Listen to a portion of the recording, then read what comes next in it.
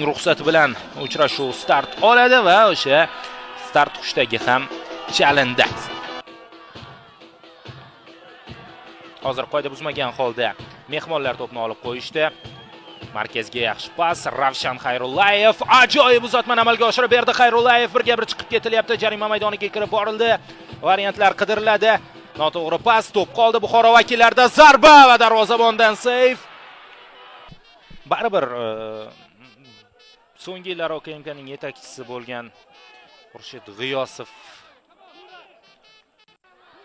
jamoani tark etgach oson emas. Xavfli standartlarda OKMK balkim Superliganing eng xavfli jamoasidir bu borada. Hozir yaxshi harakatlar. Xolmurodov zarbasi o'xshamadi.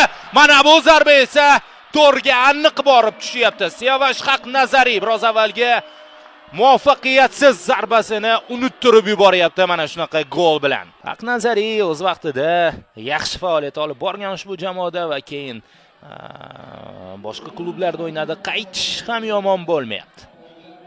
Va allaqachon asosiy tarkib vakili, yetakchilardan biri, mana endi gol muallifi.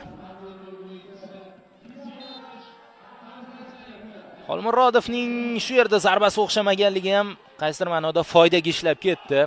Hamma unga chalg'ib qoldi. Hamma uni qo'riqlashga yugurdi va ortda tayyor turgan Haqnazariy Koyich to'pga ulgurdi, lekin jarohat olgan bo'lishi mumkin. Xolmurodov unga nisbatan ham foul ishlatilyapti bu yerda. Ruxsat berilyapti.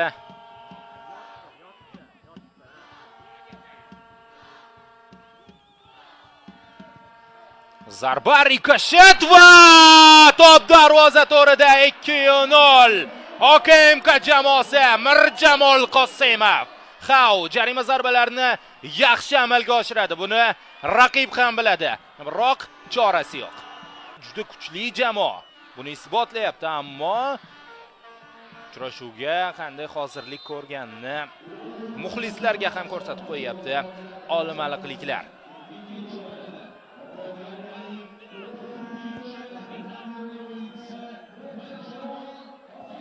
Jonli devordagi Velko Filipovich aynan u sabab bo'lib qolgandi jarima zarbasiga.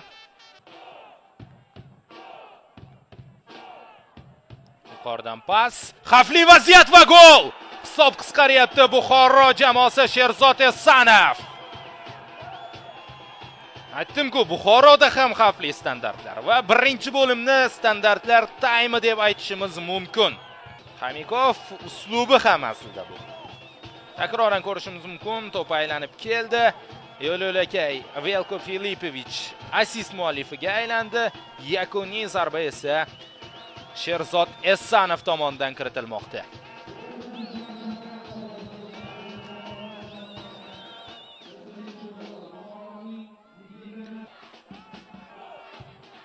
Yuqoridan uzatma amalga oshdi, bosh bilan zarba va Ilyosov nima qildi hozir?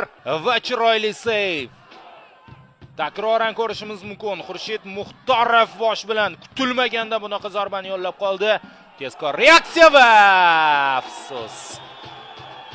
Hozir hisob tenglashyapti. 2-2. Biz takror ko'rayotgan paytda to'p darvoza to'rida edi. Va bu holatni ham takroran ko'rishga majburmiz. Darvozabon to'pga chiqishda xatoga yo'l qo'ydimi? Ofsayd bormi? Xullas savollar ko'p, javobni VAR orqali olamiz.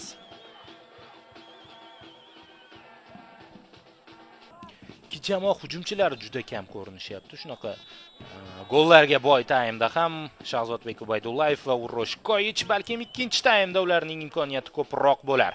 Do'stlar, qiziqarli uchrashuvni kuzatib boryapmiz. Birinchi taym o'z nihoyasiga yetdi va ikkinchi bo'limda ham bu raqobat jiddiy tarzda keskin kurashlar ostida davom etadi. Hozircha tanaffus.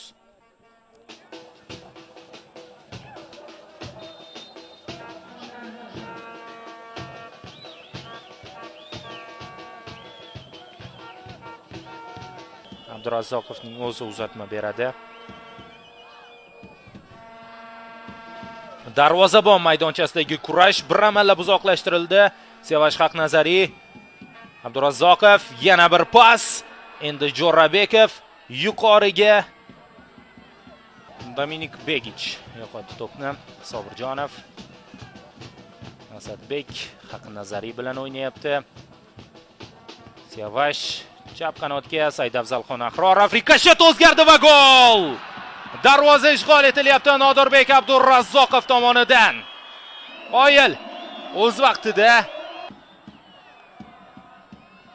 takroran ko'rishimiz mumkin. Saidafzalxon Ahrorovning uzatmasi yetib bora olmagani ham yaxshi bo'libdi Ali Abdurahmonovning to'pga. Bu yerda xuddi birinchi golga o'xshash. Qaysi ma'nodaki hamma futbolchi bir nuqtaga chalg'ib qoldi. O'shanda Azizxol Murodovga, hozir Ali Abdurahmonovga e'tibor qaratildi. Abdurazzoqov esa ortdan yetib keldi mana shu nuqtaga. Ruhiyatini ham namoyish etib beryapti. Buxoro birinchi taymda 2 talik to'p farqidan chiqib ketdi. Hozir bitta gol urish talab etiladi. Mag'lubiyatdan qutulish uchun hozir o'sha golga darhol harakat boshlandi. Mana hozirgi zarba.